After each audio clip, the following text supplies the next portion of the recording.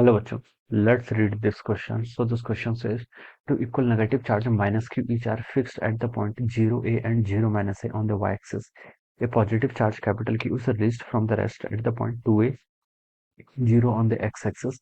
The charge capital Q will, ठीक है, जो आपका चार्ज कैपिटल Q है उसका मोशन के बारे में आपको बताना है. ऑलराइट, तो देखिए बच्चों, इस क्वेश्चन का की कॉन्सेप्ट आप क्या लिख सकते हैं. The key concept of this question, आपके यहाँ पर मोशन ऑफ चार्ज पार्टिकल बताने की. चार्ज पार्टिकल का क्या होगा, आपका मोशन कैसा होगा. ठीक है, तो क्या लिख सकते हैं, इलेक्ट्रिक फील्ड लिख लीजिए बच्चों. इस क्वेश्चन इलेक्ट्रिक फील्ड या फिर इलेक्ट्रिक फोर्स लिख लीजिए. इस क्वेश्चन का आपका की कॉन्सेप्ट. ठीक है, हमें यहाँ पर बेसिकली इसका मोशन बताना है. मोशन ऑफ चार्ज पार्टिकल भी लिख सकते हैं. ठीक है, सिचुएशन देखिए बच्चों ऐसी है आपकी. ये आपका वाई एक्सिस है, वाई एक्सिस के अलोंग. ठीक है, दिस इज एक्स एक्सिस. ये आपका इस तरीके से क्या है, this is our X axis. Yes, this is X axis, this one is Y axis. Charge particle देखिए टू इक्वल नेगेटिव चार्जेस हैं placed at zero a and zero minus a. यानी कि एक तो आपका जीरो माइनस ए पर charge रखा हुआ है आपका माइनस क्यू, दूसरा चार्ज आपका यहाँ पर रखा हुआ है, ये भी कितना आपका माइनस क्यू है. इक्वल चार्जेस क्वेश्चन बोला गया. ये डिस्टेंस कितनी होगी, एक इक्वल होगी again, and this distance will be again equal to a. ये डिस्टेंस भी कितनी होगी आपकी, एक इक्वल होगी. ठीक है, और क्या देखिए इन्फॉर्मेशन क्वेश्चन में गिवन कर रखी है. वो एक्सिस के अलॉन्ग रखे गए हैं. एक positive charge capital Q is released from the rest at point two A zero. ठीक है, यहाँ पर आपका कोई पॉइंट है टू ए जीरो. ठीक है, ये एक्स एक्सिस के अलॉन्ग जो डिस्टेंस होगी, ये डिस्टेंस गिवन कर रखे हैं आपको कितने, टू ए के इक्वल. ठीक है, यहाँ पर आपका कोई चार्ज कैपिटल क्यू क्या क्या होगा, रखा हुआ है, रिलीज किया. ठीक है, then the charge q will, ठीक है, execute S H M at origin velocity of particle maximum moves to infinity, execute oscillatory but not S H M. तो ये सारी कंडीशंस बता दी. ठीक है, अब बच्चों देखिए इस पर होगा क्या, बेसिकली प्लस क्यू चार्ज पर यहाँ पर दो माइनस क्यू चार्ज है, इनके कारण इलेक्ट्रिक फोर्स आएगा. इलेक्ट्रिक फोर्स से क्या कैसा आता है, दिस लाइन ऑफ मोशन, इस लाइन ऑफ मोशन के अलॉन्ग इस पर इलेक्ट्रिक फील्ड आएगा, और इलेक्ट्रिक फील्ड के कारण क्या आएगा, इलेक्ट्रिक फोर्स. माइनस क्यू के कारण देखिए बच्चों, मान लीजिए किसी इंस्टेंट पर चार्ज पार्टिकल आपके एक्स डिस्टेंस पर. ठीक है, मैंने मान लिया कि यहाँ पर है, मान लीजिए. ठीक है, ये डिस्टेंस कितनी है आपकी, एक्स डिस्टेंस है. ठीक है, ये मैंने जनरल सिचुएशन मान ली, एक्स डिस्टेंस पर है. ऑलराइट, मैं जनरल सिचुएशन के लिए बेसिकली फाइंड आउट करना चाहता हूँ. तो देखिए बच्चों, इलेक्ट्रिक फील्ड कितना होगा, इलेक्ट्रिक फील्ड का फॉर्मूला होता है k q divided by r square. ठीक है, के टाइम्स चार्ज कितना आपका minus q divided by r का स्क्वायर. ठीक है, आर क्या पोजिशन, तो ये डिस्टेंस ए है, ये एक्स है, तो इसको हम क्या लिखेंगे, आपका ये हो जाएगी आपकी ए का स्क्वायर प्लस एक्स का स्क्वायर. ठीक है, इतना हो जाएगा. This is the electric field. ये क्या जाएगा आपका, इलेक्ट्रिक फील्ड हो जाएगा.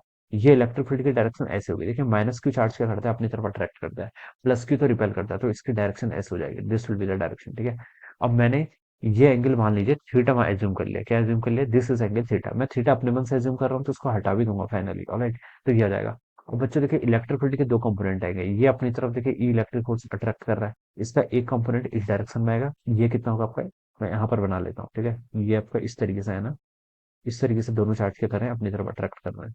और ये एंगल मैंने क्या बोल रखा है, यहाँ पर थीटा एज्यूम कर ले, दोनों साइड से इक्वल होगा. क्योंकि देखिए डिस्टेंस यहाँ पर भी ए है, यहाँ पर भी एक्स है, ये भी ए है, ये भी एक्स है, तो एंगल भी थीटा होगा. ठीक है, ये आपका देखिए ये साइड हो जाएगी जो आपकी आपकी ई कॉस थीटा होगी फिर. ठीक है, ई कॉस थीटा.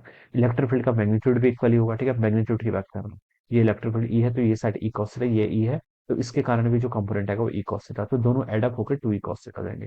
इस वाले के कारण इलेक्ट्रिक फील्ड वर्टिकल डायरेक्शन में ये आएगा ई साइन थीटा, और इस वाले के कारण वर्टिकल डायरेक्शन में ये आएगा ई साइन थीटा.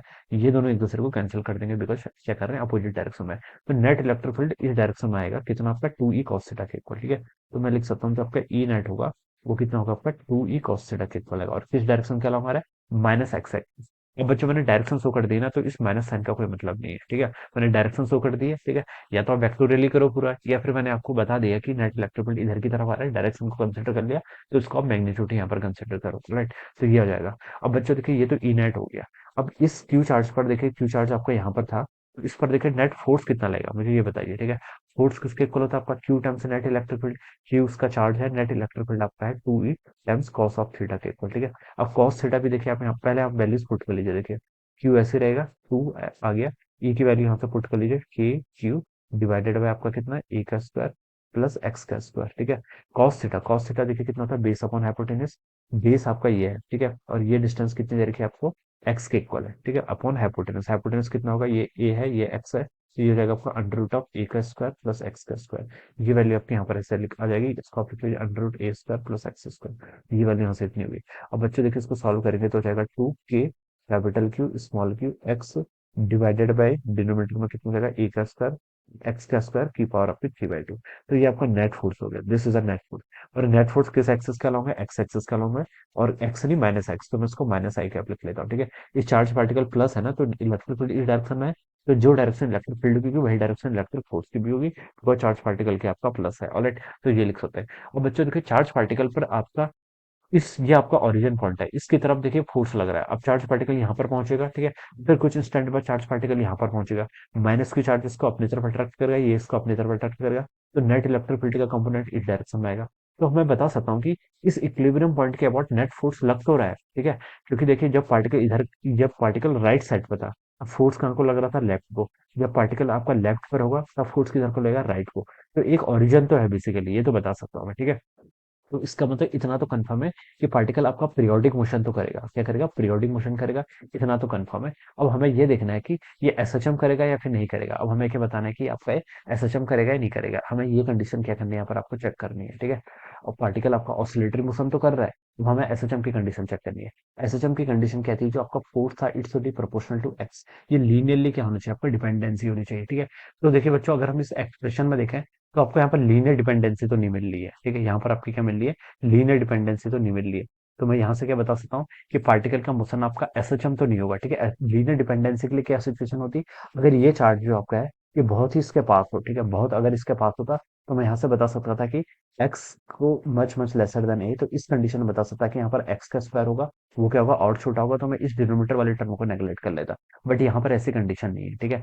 एक्स जो है यानी कि जो आपके पार्टिकल की पोजीशन है वो ए से लेसर नहीं है, ए से ग्रेटर ही है, 2a पर बोल रखा है ना पार्टिकल, ठीक है। तो इसलिए बता सकता हूँ कि एसएचएम नहीं करेगा, ठीक है। एसएचएम करने की कंडीशन क्या थी, जो आपका पार्टिकल है वो ओरिजिन के पास में होना चाहिए, ठीक है। लेकिन यहाँ पर नहीं है, ठीक है, यहाँ पर कंडीशन आपकी अपोजिट है।